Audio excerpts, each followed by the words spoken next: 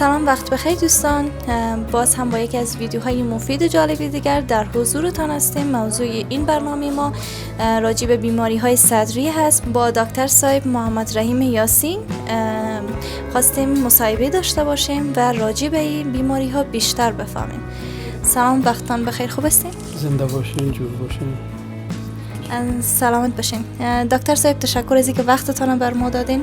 امروز میخوایم راجع به این بفهمیم که چطور میتونیم بیماری های شش و قلب تشخیص بدیم و چی علائم داره ای که بفهمیم که ما دچار از این مریضی ها شدیم. بیماری های قلبی و شش اکثرا در نزد مریضایی که پیدا میشه علائم خاص داره. از جمله در بیماری های شش سرفه، نفس تنگی، بلغم و تب می باشه در صورتی که حاد باشه. اشکال مزمنش تب قنه می باشه، اما نفس تنگی و سرفه و بلغم موجود می باشه و این امکاناتش هست که دفعتاً پیدا شه پیش یک نفر برای در ظرف یک چند روز وضعیتش خراب کنه، مثل که ما شما میفهمیم به نام سینه و بغلیات میشه، ما در اصطلاح طبی نمونیا میگیم. و یا اشکال مزمنش هست که از بسیار وقتا پیدا میشه و مرور زمان شدید شده میره. این ما در اصطلاح طبابت COPD میگیم و در اصطلاح عوام به نام کونه بغلیات میشه. در این هم پیش مریض نفس تنگی می باشه، بلغم می باشه، روز به روز و سال به سال زیاد شده میره. هرگاه یک نفر در ظرف 3 سال هر سال یک ماه دو ماه سرفه داشته باشه، بلغم داشته باشه، نفس تنگی داشته باشه، این به طرف هم این مرض میره و این مرض یک مرض پیش رونده است، سال به سال زیاد شده میره و آخر سر قلب تاثیر میکنه، قلب هم از کار میندازه و در آخرش سبب مرگ مریض اکثرا میشه. برای جلوگیری از این اکثرا دلیل اصلی از این آلودگی هوا در افغانستان و در دیگر جایا سیگرت می باشه. سیگرت و تنباکو استفادهش سبب پیدایش از این مرض میشه و در افغانستان زیادتر آلودگی هوا سبب از این میشه و کوشش هوا کسایی که مواجه به آلودگی هوا هستند خود و سینه خود و ششای خود از آلودگی حفظ کنند و یگانه طریقه حفظ کردنش زدن ماسک است که ماسک بزنن و در جایی که مثلا دود و گرد و خاک چیزا می باشه در اونجا هم بسیار خود حفاظت.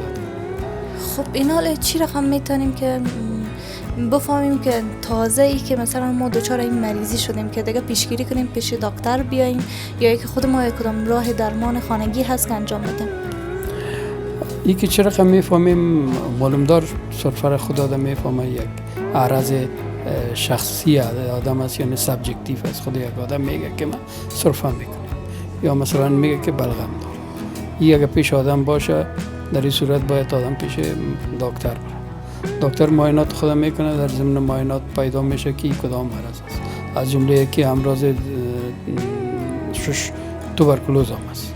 او هم یک مرض مزمن است، اما او از COPD فرق داره. COPD مرض است که مزمن و دوامدار است، گم نمیشه، اما توبرکلوز تداوی میشه و از بین میره. همین فرقشان است. منتها باید آدم متوجه شوه وقتی که یک مرض از جمله سرفه و بلغم دوام کرد باید حتما پیش دکتر بره، سهلنگاری نکنه.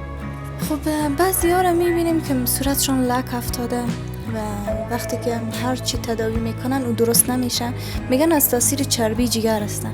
آیا درست است؟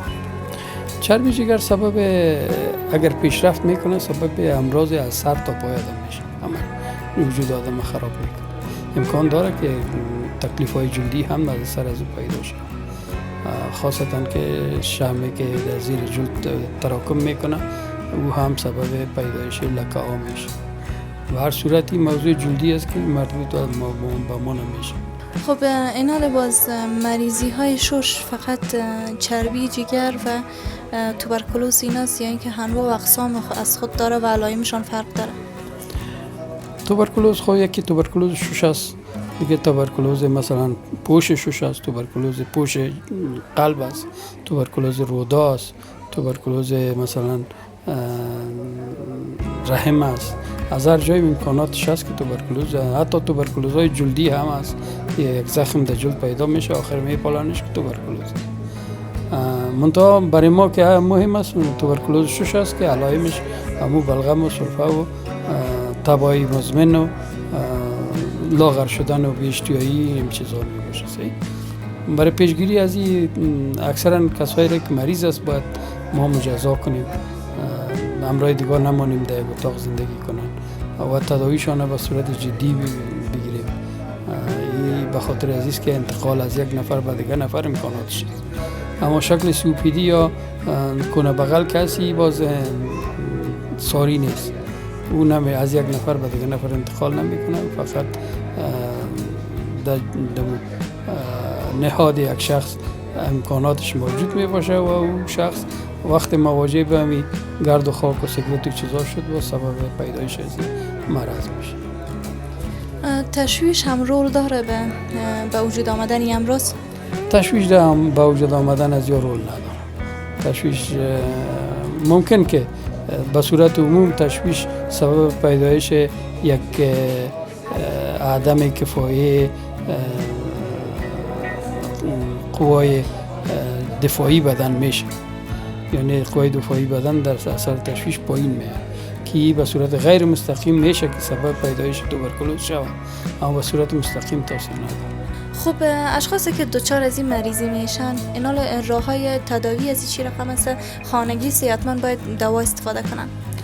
نه خیر، این مرضا خانگی تداوی نمیشن. باید اول خب مثلا کسی که به می اعراض داشت، یعنی سلفه داشت، بلغم داشت، حتما پیش دکتر بره. دکتر یک سلسله معاینات میکنه، اگر توبرکلوز بود تو به وارد توبرکلوز معرفی میشه. اونجا دوایی است که از طرف دولت برشان داده میشه مجانی، در حدود 6 ماه یا 8 ماه یا حتی بعضا 1 سال دوا میگیرن و دوا را باید منظم بگیرن، در وقتش بگیرن، قضا نکنن. در ضمن ازی باید از نظر زندگی عمومی خود هم خوب بسازن، یعنی مثلا غذای صحیح بگیرن، از آلودگی هوا خود نگاه کنن، در این صورت توبرکلوز رفع میشه. و در مورد COPD باید بگوییم که این مرض پیش رونده است، بر ازی که سیر از این آدم کند بسازه. در این صورت باید لازم است که در محیط قسمی باشه که گرد و خاک بسیار کم باشه، از سیگرت و کسایی که سیگرت میکشن دور باشن، همیشه بخار هوا تنفس کنن. دوایی که وقتی که مثلا ریزش چیزا میکنن دوا لازم میاد باشه، در غیر از او قدر دوا لازم نمیباشه.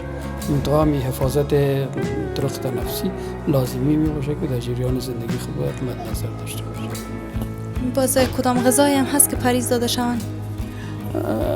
پریز خاص در مورد ازیا نیست، منتها در مورد COPD بعضا میگن چیزهای بسیار سرد نخورن، بسیار ترش نخورن، خاصتا خاندان نارنجی ها سبب ازی میشه که نفس تنگی بسیار بسازه، اما قدر زیاد رول نداره.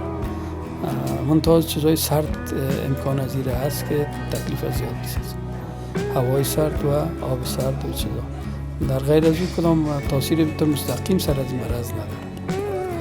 بسیار خوب، جهان سپاس دکتر صاحب از اینکه وقتتان در اختیار ما گذاشتین، بسیار خوش شدیم. چی پیام دارین به بیننده هایی که میبینن؟ زنده باشین، تشکر از اینکه آمدین و در مورد معلومات گرفتین. ما از تمام هموطنان ما و کسایی که میشنون تقاضای دیگه دارم که صحت بسیار ارزش زیاد داره، کوشش کنن صحت خود حفظ کنن. اگر ما پشت صحت خود نگردیم و یک سهلنگاری کنیم، باز در صورت زندگی ما تهدید میشه معلوم دار و این خوب نیست، برای جامعه هم خوب نیست، برای فرد هم خوب نیست. صحیح؟ زنده باشید. سلامت باشید. خب دوستان، با دقایق آخر برنامه رسیدیم. ممنون از اینکه تا این دقایق همراهی هم کردین. اگر سوالاتی داشتین، پیشنهاداتی داشتین، حتما در کامنت ذکر کنین و برای از اینکه اولین بیننده ویدیوهای بعدی ما باشین حتما کانال یوتیوب سابسکرایب کنین و دکمه زنگوله رو فشار دین تا ویدیوهای بعدی. هلا یار و مددگار.